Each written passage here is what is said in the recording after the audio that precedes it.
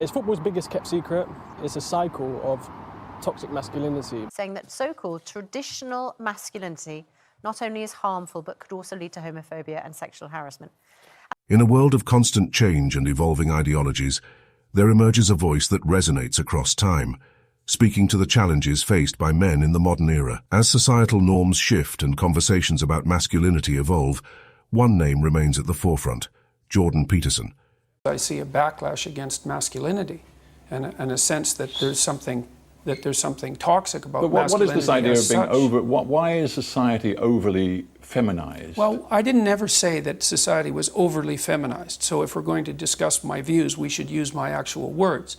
I believe that there's a danger in our society at the moment of making the assumption that our culture, for example, is a tyrannical patriarchy, which it is in some small part, and that any active engagement on the part of young men in particular is indistinguishable from an unacceptable power and dominance drive, which I don't believe. Peterson's candid discussions about his own battles with adversity create an instant connection, reminding us that even those in the spotlight face their own demons.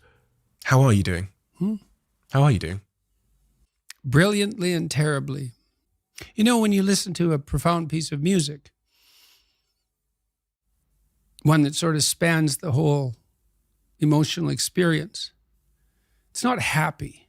Happy is elevator music, and probably you just shouldn't listen to that at all, right? And you think, why? Well, it's harmless, it's treacly, it's sweet, it's simple, it lacks depth, it's shallow, that's a problem.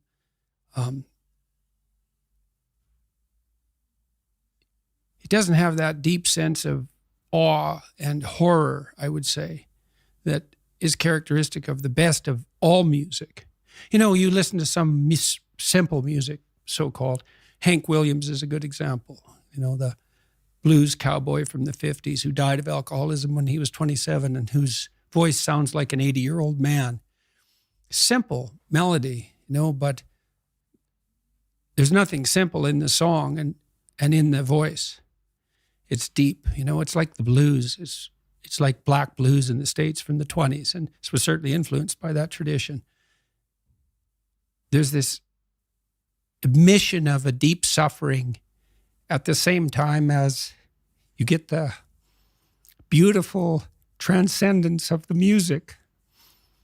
And that's meaning, you know, that's awful in the most fundamental sense, but you need an antidote to suffering, and it has to be deep. And you know, deep moves you tectonically, and it's not a trivial thing. But that's better than happiness. And maybe if you're lucky while you're pursuing that and while you're immersed in it, you get to be happy, and you should fall on your knees and be grateful for that when it happens. You know, it's a gift. It really is a gift. And it comes upon you unexpectedly, your happiness, you know. But you aim to climb uphill to the highest peak you can possibly envision. And that's better than happiness. From navigating complex relationships to addressing communication breakdowns, Peterson's insights provide invaluable guidance for men seeking to build healthier connections. Now and then, when there's a disagreement, it will manifest itself, and you know that. You know that there's still trouble brewing ahead in a relationship, always. And that's part of what keeps them alive. There's an interesting piece of empirical work done on this a while back. So you might think, well, what does the optimal relationship look like in terms of positive and negative emotion? You might say, well, utopia, nothing but positive interactions. It's like, no. Imagine you get people to code the interactions they have with their partner during the day. You know, you sample it.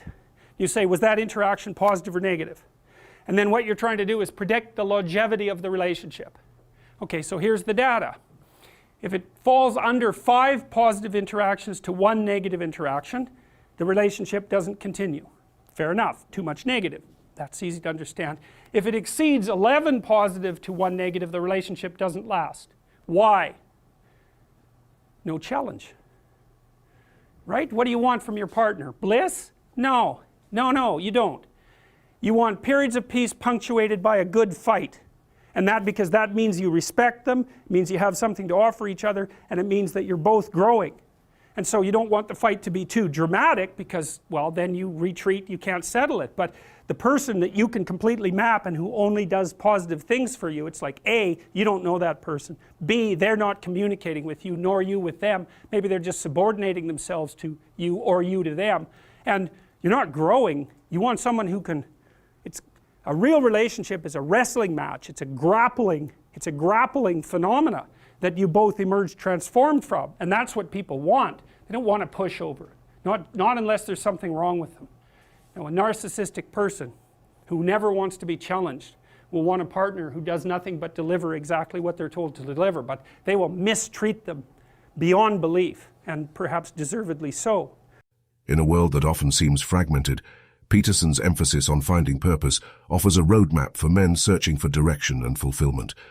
If there is a purpose and our lives are truncated as they are by death, then how can that purpose have significance? And those are hard questions, but Socrates' experience seemed to be that he had lived enough in his life so that when push came to shove, which it certainly did, he was able to gracefully let it go. And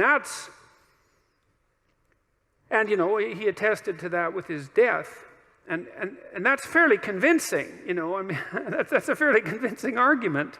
And it's one that I find, well, it's hard to tell if I find it exactly credible, but I don't find it incredible. I mean, I certainly have noticed that as I've got older and have done things, what would you say, accomplished isn't exactly the right word. I've participated in many things that I'm pleased to have participated in them, but wouldn't necessarily go back and participate in them again. It's sort of as if when you do something and you finish it, it's as if it's done. You don't have to do it again. And maybe it's possible, who knows, that if you finish your life, whatever that might mean, if you exhaust your life, then that's enough life, you know, that you've had enough. Embracing responsibility is a cornerstone of Peterson's philosophy. His words empower men to take charge of their lives, making a positive impact on themselves and society. And you regard yourself as a free agent, at least in some regards. Like, obviously, we're not omniscient, omnipresent, and omnipotent. That's clearly the case. We're subject to stringent limitations, and there are situations in which our actions devolve into determinism. That's obvious neurophysiologically. It has to be the way the world works, is that once you execute a decision, there comes to a point where that decision is manifested in something approximating a deterministic manner. I think the evidence for that is overwhelming. But that doesn't mean that when you're looking out into the future and you're contemplating the many paths that you could take, that what you do to make your decisions then is deterministic in a simple manner. I think if that was the case, there'd be no need for consciousness at all. And then I look at how people react to themselves. Is we hold ourselves responsible despite our own inclination for the sins that we manifest, for the manners in which we wander off the path. People wake up at 4 a.m. and they berate themselves for the actions they took that they knew they shouldn't, and the inaction that they manifested when they knew they should have acted. Peterson's teachings encourage men to confront chaos, both within and around them, fostering resilience and the ability to thrive in turbulent times. All right, so here's the kicker. There's one more class of things that you can run into along the way. And this is where the chaos breaks through. So let's say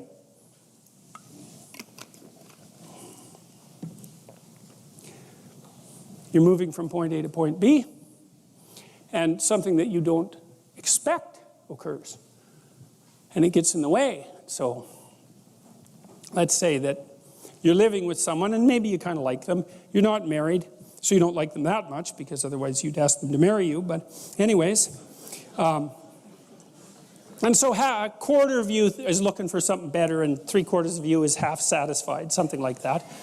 And then the person, because we're ambivalent about such things, and then the person you discover, or the person announces that they've been having an affair. Okay, so then how are you supposed to respond emotionally to that?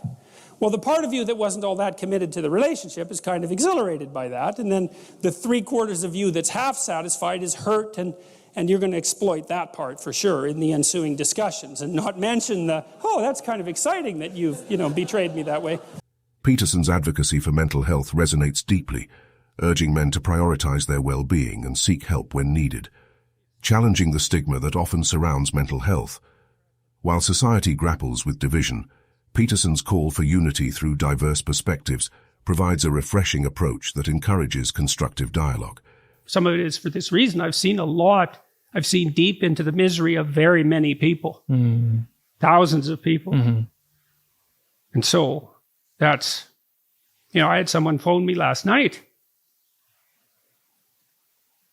and he just sobbed uncontrollably for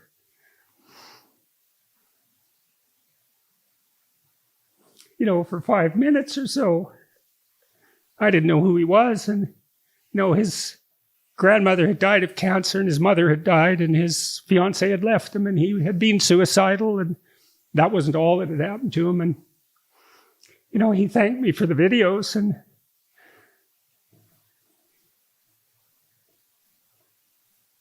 I've seen a lot of that. Serious business, this. So, you approach it at your peril and with all defenses intact and carefully. But that, it doesn't matter.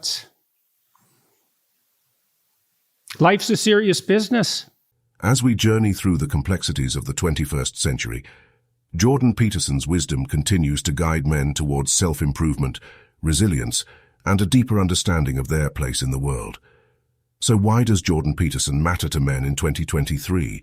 His teachings remind us that embracing responsibility, finding meaning, and navigating challenges are timeless pursuits that transcend the years. As a man in today's world, you can work incredibly hard, you can make sacrifices, and you can discipline yourself, and still never amount to much. My name is Hamza Ahmed, and I'm on a mission to help young men around the world to achieve success in all areas of life. From self-improvement to building a business that makes you feel powerful. And through Adonis School, I'm going to help you make your first $10,000 for yourself using the same step-by-step system that I've used to make hundreds of thousands.